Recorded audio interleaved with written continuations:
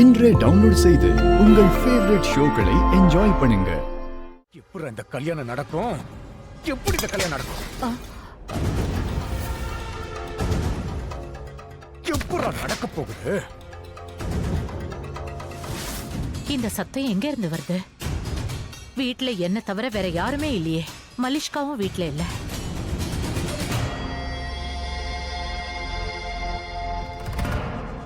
இந்த ரூம்ல இருந்து தான் சத்தம் வந்தது. ராவணன் இருக்கிற ப்ரோக்ராம் நடந்தப்போ அங்க அந்த இடத்துக்கு பல்விந்தர் வந்து என்ன கொல்ல முயற்சி பண்ணான். ஒருவேளை அவன் உன்னையும் கொலை பண்ண முயற்சி பண்ணான். ஒருவேளை பல்வீந்தர் உள்ள இருக்கானா? நான் என்ன செய்ய?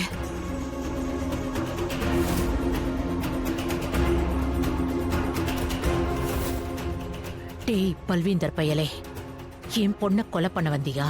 உன்னை உயிரோட விட மாட்டேன். நான் மலிஷ்கா இல்ல, மலிஷ்காவோட அம்மா.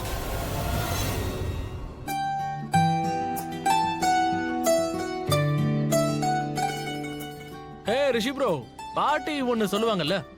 என்ன சொல்லுவாங்க? இந்த சிச்சுவேஷனை பத்தி. All is well that ends well. இல்ல, தமிழ்ல என்னவோ சொல்லுவாங்களே, ஆரம்பம் சரி என்றால் முடிவும் சரி. இப்ப பிரச்சனை இல்லாம எல்லாம் சரியாயிடுச்சு. ஆல் தேங்க்ஸ் டு யூ அண்ணி. எல்லாரும் சும்மா லக்ஷ்மி கிட்டயே தேங்க்ஸ் சொல்றாங்க.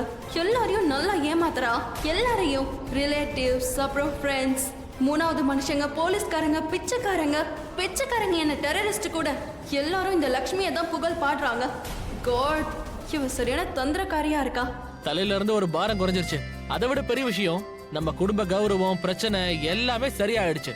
Khan, went, finish. அப்ப செலிப்ரேஷன் வேணும் தானே? Of course, celebration கண்டிப்பா நடந்தே ஆகும். எஸ். அப்ப எதுக்காக அத வாயாலே சொல்லிட்டு இருக்கீங்க?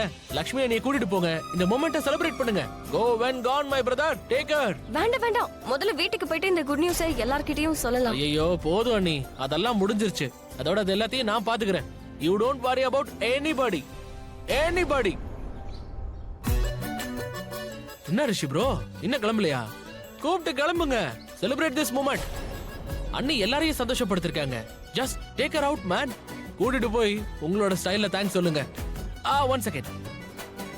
நீங்க இந்த பைக் சாவியை பிடிங்களா? போங்க, உங்க ஸ்டைல்ல தேங்க்ஸ் சொல்லுங்க. செலிப்ரேட். இப்போ தேங்க்ஸ் எல்லாம் சொல்லிக்கிட்டு அதுக்கு அவசியம் இல்ல. நான் என்ன மூணாவது மனுஷியா? நாங்க ரெண்டு பேரும் ஒண்ணுதானே? Yes, நாங்க ஒண்ணுதான். பல்வீந்தர், நீயா? ஆண்டி ஒரு நிமிஷம் கதவை திறங்க. உங்களுக்கு என்ன பைத்தியம் பிடிச்சிருக்கா? டேய் கதவை விடுறா. நான் போலீஸ கூப்பிட போறேன். உன்னை ஜெயிலுக்கு அனுப்ப போறேன். டேய், என்ன தைரியத்துல நீ என் வீட்டுக்கு வந்த? இருங்க. என்ன ஆண்டி நீங்க தப்பா நினைக்கிறீங்க? இல்ல, எனக்கு தெரியும் நீ மலிஷ்காவை கொல்ல தானே வந்திருக்க.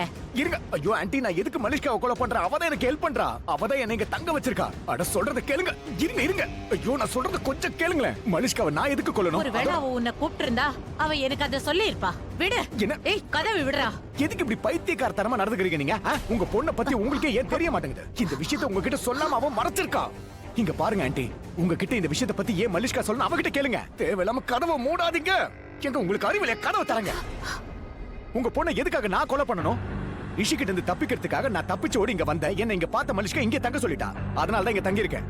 போய் நீ என்கிட்ட போய் சொல்ற. என் அம்மா மேல சத்தியமா நான் உண்மையை தான் சொல்றேன். உன்னுடைய சத்தியத்துக்கு வேல்யூவே கிடையாது. வேல்யூ கிடையாது. என் அம்மா சத்தியம் பொய்யாச்சுன்னா நான் அடுத்து மர்டர் தான் பண்ணுவேன். அப்படியா? உனக்கு அம்மா இருக்காங்களா? இல்ல, ஆனா மேல இருக்கால, மனசுல மரியாதை இருக்குல்ல என் அம்மா மேல. இங்க பாருங்க, உங்ககிட்ட பேசி எந்த பிரயோஜனமும் இல்ல. முதல்ல நீங்க உங்க பொண்ணு மலிஷ்காவை கூப்பிடுங்க. யார? மலிஷ்காவை கூப்பிடுங்க. மலிஷ்கா உடனே இங்க கூப்பிடுங்க. உங்க பொண்ணுக்கு போனை போடுங்க. உங்க ரெண்டு பேர்கிட்டயும் நான் இங்கே பேசி தீர்த்தறேன். வாட்? ஐயோ, உங்ககிட்ட பிரச்சனை இதுதானே. நேரா பேசினா உங்களுக்கு புரியவே மாட்டேங்குது. இருங்க, நானே அவளுக்கு போன் போடுறேன். அவளுக்கு போனை போட்டு உடனே இங்க வர இருடா. சொல்றேன். உனக்கு பைத்தியமா? Are you mad? அவளை மாட்டி விடுறியா? அவ இப்ப ரிஷி கூட இருக்கா. ரிஷி முன்னாடி உன் போன் போச்சுன்னு வை. அவளை மாட்டி விடத்தானே இங்க வந்திருக்க. சொல்லு. அப்ப நான் என்னதான் செய்ய? என் மண்டையை போட்டு உடைச்சுக்கவா? சொல்லுங்க, நீங்களே சொல்லுங்களேன். நான் இப்ப என்ன பண்றதுன்னு சொல்லுங்க. உன்னை கொன்னுடுவேன். என்ன கொன்னுடுங்க. என்ன கொன்னு தீர்த்துங்க. ப்ளீஸ் கொன்னுடுங்க. அடிச்சு கொன்னுடுங்க. உங்களுக்கு சந்தோஷமா இருக்கும்ல? சொல்ல போனா ஆத்தாளுக்கு பொண்ணுக்கு நடுவுல மாட்டிக்கிட்டு நான் தான் மடைய மாதிரி தவிக்கிறேன். தெரியாம உங்க கூட வந்து நான் சேர்ந்து தொலைச்சிட்டேன்.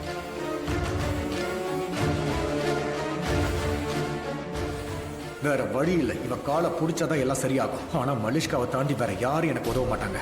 ஏன்னா ஒளியறதுக்கு இடமும் கிடையாது, கையில காசும் கிடையாது. லோக்கல் சரக்கு வாங்க கூட நம்ம கிட்ட காசு இல்ல. மலிஷ்கா, உனக்கு ஒண்ணும் ஆகலல்ல? இங்க ஏதோ புகையா இருக்கு, ஏதோ எரியுது. ஆயுஷ், பைக்? ஓ ஆமா பைக்.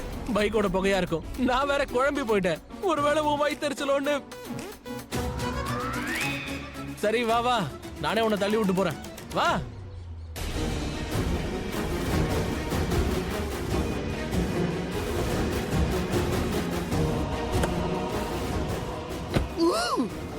காயம் பலமா பட்டது, ஆனா சத்தம் வந்தது கதவுல இருந்து.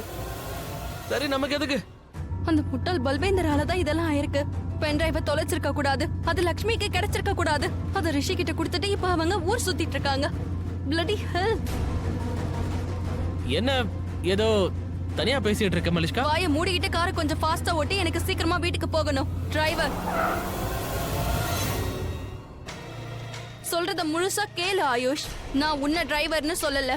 நான் சொல்ல வந்தது, உனக்கு ஏதாவது வேலை இருந்தா சொல்லு, நான் என்னோட டிரைவரை கூப்பிட்டுக்கிறேன். நான் கூப்பிடவா? நீ சொல்றத முழுசா கேக்குறதுக்காக தான் நானும் பிரேக் போட்டேன். சொல்லி முடிச்சிட்டியா? போலாமா? ப்ளீஸ் இந்த உதவியை பண்ணிடு. ஓகே.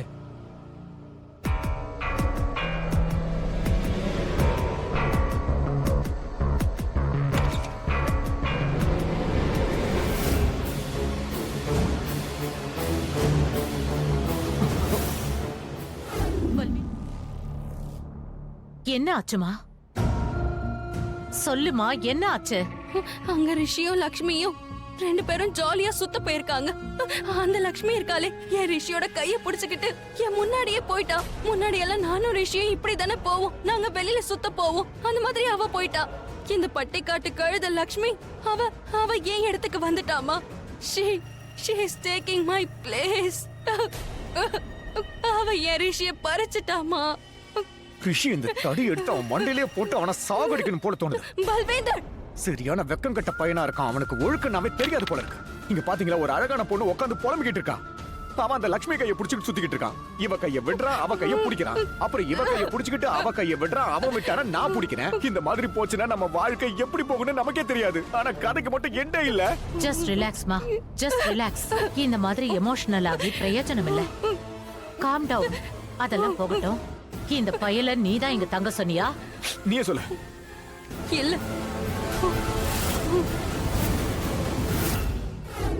எனது என்னோட கனவா? நீ தானே கனவு கண்ட? சில்லுன்னு காத்து வீசணும், அப்ப தெருவோரமா கைய பிடிச்சிட்டு நடக்கணும். உன் புருஷனோட கைய. Nice, something different.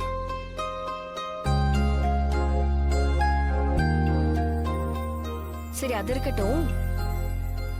உனக்கு ஆசை இருந்துச்சுன்னா நீ என்கிட்ட பேசலாம். அப்படி பார்த்தா இந்த அமைதி கூட பல விஷயங்களை சொல்லிடுது.